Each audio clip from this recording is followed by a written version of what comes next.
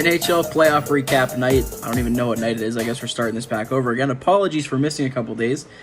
Real quick, just going through the games I missed. I left off before Game 7 of the Bruins game. Bad timing to stop recording, but it is what it is. The Bruins get it done in Game 7. No surprise. Jeremy Swayman was a stud. They move on. We found out today that Sheldon Keefe is done as the Leafs head coach. I'm sure more changes to come in the summer. The day following, we had, I think, the first time in my lifetime, at least, where round 2 starts before the end of round 1.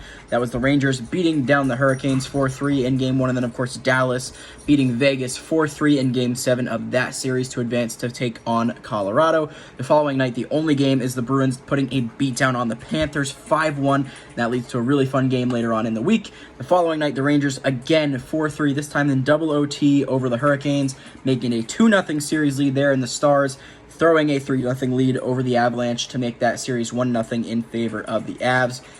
May 8th, we're 2 days away from the present time now. The Panthers, I guess one day, beat the absolute piss out of the Bruins. Matt Tkachuk, David Pastrnak, they have a fight. Pasta fought against Tkachuk. Playoffs are crazy. And then the Oilers, another choked lead here. 4-1, the Oilers were up.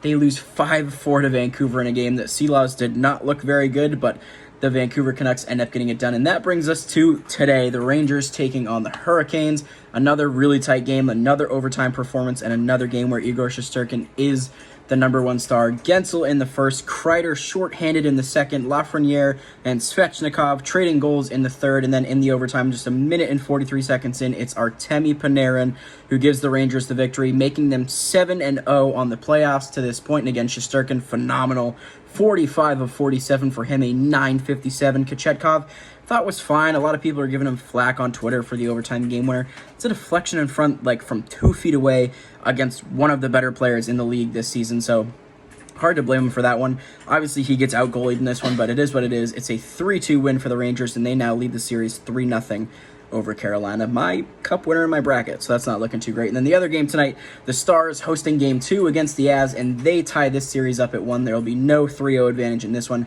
Heiskanen in the first, and then they take a stranglehold in the second. It's hence another from Heiskanen, and Tyler Seguin making it 4-0 after 2.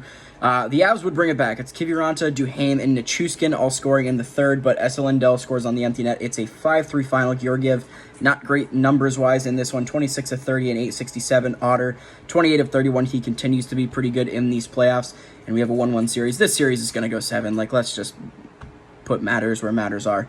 If it doesn't, it'll be more surprising than it will be if it does. But nonetheless, the Stars tie us up with a 5-3 victory, and we will see what happens tomorrow with Game 3 between Boston and Florida. That's going to be a spicy one, and Game 2 between Vancouver and Edmonton. We will talk to you guys then. I'm not going to bail anymore. Promise. Pinky promise.